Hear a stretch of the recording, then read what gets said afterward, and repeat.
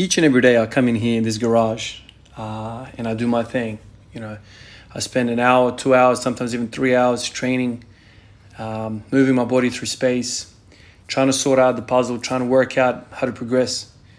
Today I'm sitting here between sets, and it occurred to me, the question of how do you do this every day? A lot of guys see the massive number that it is now of consecutive days in a row. And the first question is, when people come onto the channel, is, man, how do you do this? What are you, some sort of psychopath, man? What's wrong with you, man? I'm sitting back and I'm trying to think about how to explain that to somebody for the first time. And then it kind of occurred to me, I have spoken about this in the past, but I spent some more time today thinking about this. This is pretty much the only thing that I do in my life that I have complete autonomy, complete freedom to do whatever the hell I want to do. Whatever. It's up to me. Each and every time I come in, it's up to me what I want to do. I don't know if there's too many other things in my life that I can just do whatever I want. Everything else, somebody else has a say. Now, that's not to say that I'm not a team player. Like, I can't stand somebody else's opinion. I can't stand being part of a team environment. I love basketball. I love soccer. I grew up playing sports, and I love working within, multidisciplinary team, as we say at work, looking after people. I love that. Everyone's got a role, and it's when it works, it's a beautiful thing. It's a lot better than individual success when you have team success. That's, in my eyes, what I love. But when it comes to this thing, man, it's something so freaking refreshing about having complete autonomy and having complete responsibility whether you succeed or you fail. It's on you. It's on you, man. There's something so freaking refreshing coming in here every day and formulating a plan in my mind, formulating this methodology, this idea, what I'm trying to do, what I'm trying to accomplish each session, what I'm trying to accomplish each week and month and each year, right? I did a whole year review not too long ago, and I do it every year. And every time I sit back and I look at the year, I think to myself, well, gee, that sucks, man. I'm not happy with this particular thing. I'm happy with this thing, but the majority of the time I'm unhappy. I'm unhappy, and that's kind of part of the whole drive of pushing me forward. But I can't look over to the other guy and be like, man, I reckon this is mostly you. Or I can't look over to somebody else and be like, you stuffed this up, which led to me stuffing up. It's all me. It's all me. And I love it. I love it. I've said this in the past to my work colleagues. There's something so demoralizing about working and getting paid, for like an hourly rate, getting paid by the hour. So you could be a kick-ass nurse, a kick-ass doctor. You could be picking up patients, solving problems, running around, running between patients, not having breaks, working 5 hours extra shift, each shift 5 hours extra. You get paid by the hour, man. There's no incentive almost for you to work really hard. There's no incentive for you to go above and beyond, because there's a hierarchy and there's requirements and there's all these different things. And so you, on an individual thing, yeah, you might impress somebody, and that somebody might have some sort of power about them, and you might progress a little bit quicker. But that's just like up to them. It's not up to you. This thing here, if I do really well, if I push really hard and I get a really good outcome, if I push really hard and I'm all about this progress, I'm going to get the progress, man. There's just nobody else, nobody's external, I don't need anybody's signature to progress, to get a promotion or to go to a higher level, a higher pace. This is me. If I work this puzzle out, let's just play fantasy weightlifting. If I work something out, something revolutionary, okay, something that's never been done before, it's like super crazy stuff, and I squat 300 raw ATG natural, go to a competition, get some world records. The world's my oyster, man. Like, I can do whatever the hell I want. It's up to me and the results. There's gravity the same for everyone. If I work this out, there's nobody else that can prevent me from succeeding. It's not like basketball or soccer where you need somebody to scout you, somebody to give you a chance, somebody to do this, somebody to do that. This is all on you, and it's so freaking refreshing to me, man. All my life, man, there's always somebody I'm relying on. Coach, man, please put me on. I killed the last game. What are you doing to me? Please put me on. Give me another 5 minutes. Coach doesn't give me another 5 minutes. I really want to make the state team, man. I want to kill everyone. No, you can't do it.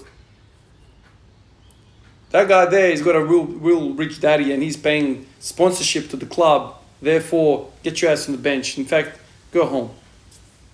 All these political, this shit that, it's like a bad taste in the back of your mouth, man. I hate that shit, man. I hate that crap. Oh, if you want to go to this position, you need this paperwork. Some meaningless thing. There's all these hoops you have to jump through in your life. When I come in here, man, I hoppity, skippity in here, man. I just jump. I can't wait because it's pure.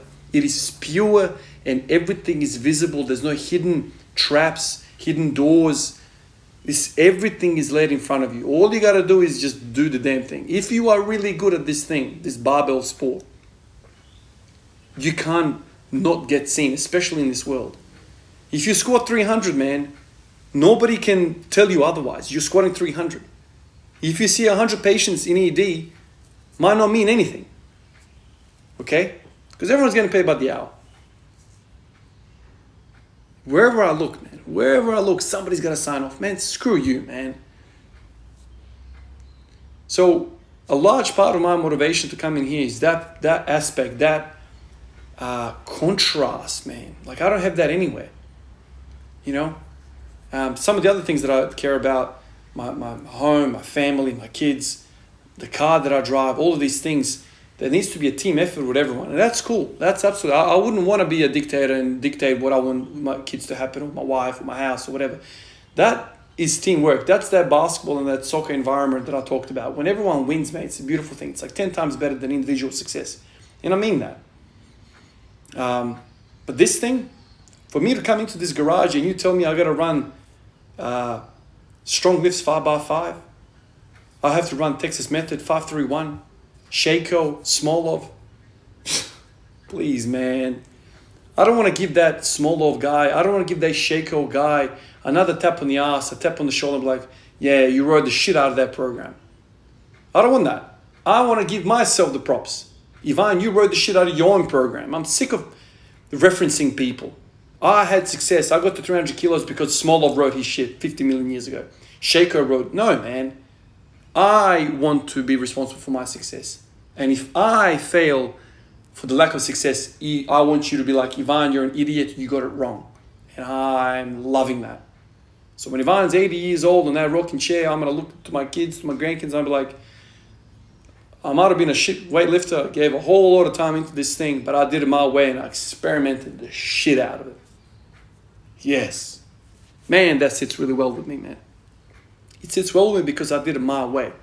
One thing in my life that I can just completely run by myself, it's a beautiful thing. I don't know whether you guys get off on the same stuff that I do when it comes to this autonomy, this freedom. But dude, it is, for somebody that's going through education, I work in an environment that I work in. Sometimes the hierarchy pisses me off. Sometimes the guy that's on the 55th floor making these rules has got no idea. The last time he walked through ED was like 55 years ago. And he's making rules about 2022 ED. That particular part of hierarchy drives me insane. Yeah. That's kind of how I get my motivation. So some days, man, like I said to you, I skip and hop into this place, man, this garage. I didn't even record some of this stuff because the video was damn too long, but I did some box squats. I set up my blocks, to a parallel, lower than the bench. And I messed around with this, that, the other, and man, I play. I think this video is going to be 15, 16, 17 minutes or whatever it's going to be. There's a lot more to it, man. Most of the time, whatever I record is what I do. But for example, today, I did a whole bunch of things. I didn't want to make the video of 30 minutes, man, but I recorded a whole bunch of things, decided to exclude it. I just basically did some parallel box squats, really wide. I'm talking like Louis Simmons kind of stuff, and I'm just exploring, measuring, recording, sit down on my training log, write all these different ideas down, just playing, man. It's a beautiful thing, man. I'm just literally a mad scientist in my garage trying to work this thing out.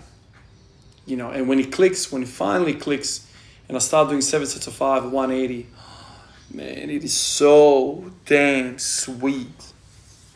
You feel so good because you are solely responsible for it. You might be somebody like I just want results. I don't care like which protocol I follow, which method I follow. I just want to get results. And I understand, like probably the majority of people are like that. But for me, I want to work out exactly, what component of which program means what. So when I include bicep curls into the bench press, I'm like, okay, that makes my elbows feel a little bit nicer. I feel more confidence pushing through my elbow. When I introduce hip flexor work, the hip pain started to dissipate, started to go away. Now I have no hip pain. When I turn my feet out in the deadlift, all of a sudden I had more leg drive. When I started doing deadlifts, all of a sudden my triceps started getting more engaged. How that works, I had no idea. But if I just blindly followed and I didn't ask those questions, I wouldn't know. Now I know some of these connections, some of these dots are connected because I've kind of experimented, failed, trial and error, over and over and over again. And to me, man, I keep saying it, that's half of the pleasure to me when it comes to training, that whole mental thing, learning. I don't know about you guys, but I think learning is really fun. It's really fun, especially when you're learning about something that you are interested in. For me, biomechanics, training, human movement. When I watch sports, man, I don't just watch the play unfolding or Kyrie Irving shooting really well over some guy on the game 7, draining that shot. I'm looking at positioning, hip internal rotation, external rotation, how he's positioned, how he jumped. Was it wide stance? Was it 1 foot, 2? That's how I look at sports. This is why I still watch sports. I don't play basketball anymore, but I still enjoy watching people excel at human movement. Whether it be soccer, basketball, those are my primary sports. When Australian Open hit this year, I didn't watch it this year because Djokovic didn't play, and frankly, I lost all motivation with all the crap that was going on. Federer didn't play, Djokovic didn't play, Nadal's on one leg, he ended up winning. All these new guys, I don't even know what's going on. Anyway, I didn't watch them, but when Djokovic is playing, I'm amazed at this guy who can return the ball, basically doing a full split, hitting the ball. So I'm thinking about the torque through the spine, the oblique strength, the core strength. What is he doing? Is he full of air in that contact with the ball, with the full split? Is he completely, breath out? These are the things I think about. And sometimes these dots connect, and then I think about my own problem, my own puzzle, and I take this stuff to my own problem. I'm like, okay, so Djokovic has really long adductors and he's really strong end range motion. Could I benefit from having really long and strong adductors for the squat? These are the type of conversations I have in my mind. Some of you guys might not even care about this. You just want to be strong as hell, you want to be jacked as hell, and you want to go about and do your own other thing. I get that as well. But for me, man, my parents used to tell me from a very young age, I was the why kid. Why, daddy? Why, mommy? Actually, my son drives me insane when he's always asking why. And sometimes I catch myself, I'm like, you were exactly like that. Answer the question 100th time. Daddy, why is this? Well, this is what's happening. So I'm 33, my boy's 5, and we've still, we've got the same type of mentality. Why? Why does hip flexors get all jacked up when you squat a lot? I want to know why, man. Tell me why. I want to know. If you don't know why, I'll be trial and erroring until I'm 85. Eventually, I'm going to write a book and it says hip flexor and squat relationship. My man, this guy took 60 years to work this shit out, man, but he worked that crap out. Put that shit on my tombstone. Respect. Alrighty. Yesterday there was 6 names. Today there is 6 names. I don't even know what to say anymore, man. I feel like a broken record. It's probably not nice for all of you guys to listen to me thank everyone every single video. But man, I can't sleep at night if I don't do it, man. I won't be able to sleep at night if I don't take a couple of minutes at the end of each video to thank all these people, man. Who the hell is Ivan? Living in freaking, as we say in Yugoslavian, Bogu iza nogu. As means, I live behind God's feet. Behind God's feet. As in, the last country in the world before you fall off the edge of the earth. That kind of thing. Who is Ivan in this small town, small city, Adelaide, Australia? Who is he? Why is he worthy of all of this support? I'm blessed. Vince, Kellen Goodell, Will Diaz, Adonis Acevedo, I hope I'm saying that right, it could be Acevedo, Ivor Omenas, Jason Chua. Fellas, I appreciate you. I appreciate all of the guys on the Patreon list. I also appreciate the guys that don't support me through the Patreon, but I find them in the comments every single day. I find them discussing all this stuff with me every single day. I appreciate you guys. This is not about money. This is not about anything like this. I just appreciate support. I understand some guys have more than others. But if I find you in the comments, man, I appreciate you just as much as the Patreon guys. Everyone's got different means, different situations in life. I understand. But the guys that have decided to go on Patreon and take that extra step further, I appreciate you guys. I mean, I remember the first time somebody told me about Patreon, a colleague of mine at work, I was like, well, how would people want to give me money, man? Who the hell am I? But people clearly like what I do with these videos, speak my mind, and you guys find some value out of these videos, and you wanna support me on my journey.